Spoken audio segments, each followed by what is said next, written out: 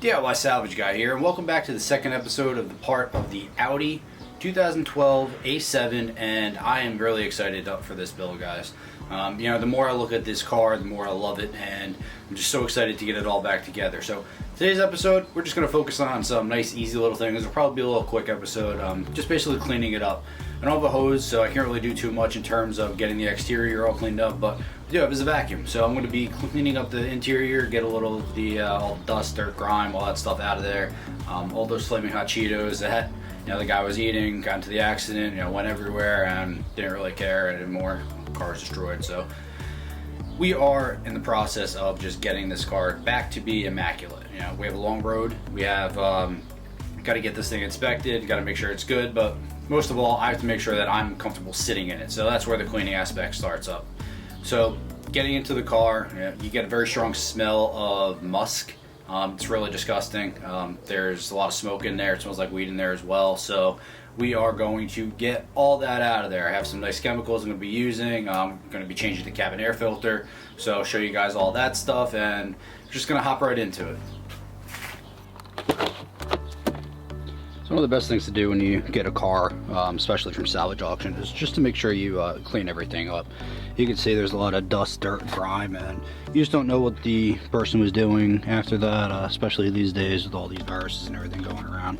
So I just want to make sure that I clean everything up. I'm going to vacuum up all these Cheetos, as I just mentioned, make sure that's all good, but overall the car's not too bad. Get all this stuff out of here, maybe take this stuff out, and just give it a good once over.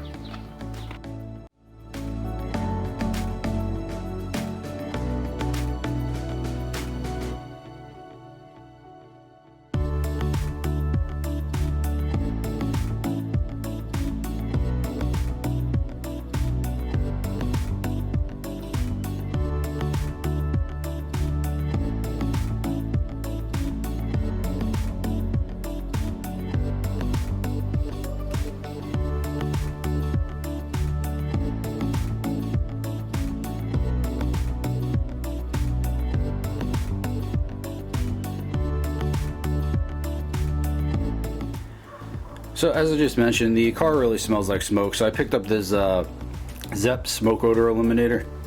So I sprayed it into the carpet, sprayed it into the headliner, cleaned all that up, and it smells just like clean. It's really nice. Highly recommend this stuff. We'll see how long it lasts, but I'll probably be spraying this a lot, and I'm going to spray it on the cabin air filter. We're going to replace that in this video as well. You guys will be able to see all that stuff. So yeah, it's really good stuff. Highly recommend it, and just want to make sure that this car, I don't feel disgusted every time I get into it. So I would be changing the cabin air filter in here, guys. So the cabin air filter on these vehicles is actually in the passenger side wheel or footwell. So you have these little screws under here. They're thumb screws right in here. I'm not going to take this off, but so you have these in here, and there's a little clip right under it, and the air filter just pulls right out. So the camera actually shut off, so I'm not going to do it all again, but it's right under here. 2-second procedure, and it gets replaced really easily. So I'll show you guys the old filter, and just to show you how much this car was neglected. Something like this, when the car starts smelling, you can tell just how disgusting this is. It's a $20 part. You can pick it up and just replace it, but they neglected everything on this car, it seems. So we have, it smells, it's disgusting, so I don't want to hold it too much longer, but this is what came out of there. We just put a new one in, so we're on the path to making sure that it all smells nice. So we got the car all cleaned out, vacuumed it real nice. Basically just went over the interior with a wet rag. There was a lot of dirt and grime all over this, but so vacuumed it all up. Had a little bit of dust in here. It blew in and got a little dirty again, but I'll vacuum it one more time. But here we go. This is the main source that I can't fix right now. So right in here, this has the ventilated seat, so you can see with all the holes in it.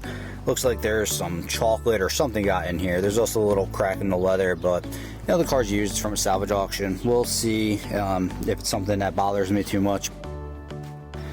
So when the person was driving the car, they got into the accident, it looks like they were drinking Coke as well. So all of these buttons wound up getting stuck.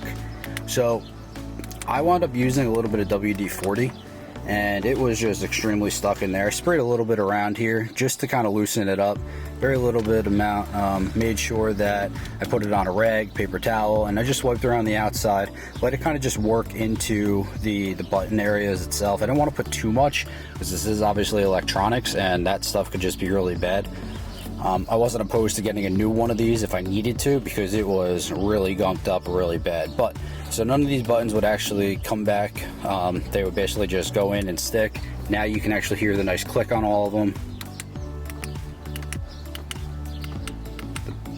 The back button was the worst. It was really caked up in there, so you can still see there's a little bit on the outside, but I'm going to clean this up a little bit more. And you know, got all this really nice now, so happy I don't have to buy another one of these. These are the little things when you're doing a vehicle that you don't really want to have to pay for, but you know, you will if you give everyone a quick look inside. Last I showed you guys is this was all down, and so clean all this up in the inside. One of the things I love most about this car, you know, it's really comfortable in here. Audi did an extremely nice job with these seats, but another cool feature in here is it actually has a quad zone climate control. So, you know, you ever drive with anyone, oh, it's too hot, it's too cold, so they can just do whatever they want to do with that temperature control. It works really nice. And my absolute favorite part of this car is the cargo space on it. I know I'm a little lame, but so, you know, it's got that automatic hatch, and it looks really good in here, guys. You fold the seats down. You saw what I was able to get back here, or the auction was able to get back here. You had the seats fold down, you had a bumper, you had all those components in here, but now it's just, you know, it's empty and it's just a lot of cargo space. So this is a really good car. I could take it snowboarding, maybe pick up some surfing, you know, all these things that I can do now because I have all this space. So another aspect of this car that might need to be redone, depends on how intense I want to go with all this. These wheels are pretty, you know, scuffed up. You guys can see all the scuff marks on here. Person definitely ran into a lot of curbs. The tires are destroyed. Need 4 new tires on this, which is unfortunate because some of these look pretty new. Maybe we'll save some of them just for a spare, but let me know what you guys think.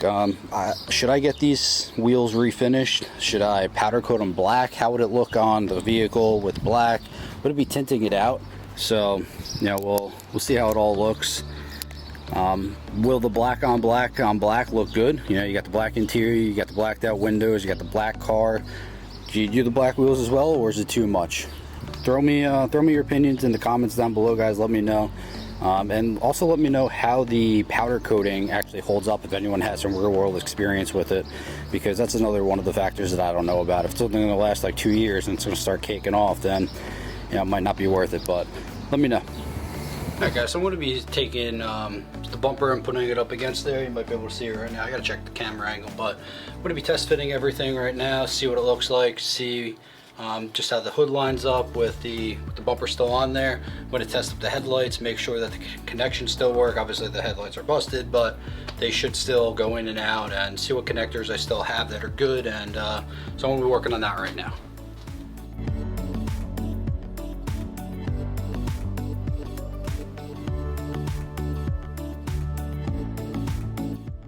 Alright guys, so I'm going to spend a little bit of time over here right now. I'm going to be cleaning up the engine a little bit. It's never going to be easier to clean than it is right now. So I'm going to use a little brake clean on here, just clean up some of this dirt, dust, and grime and everything. And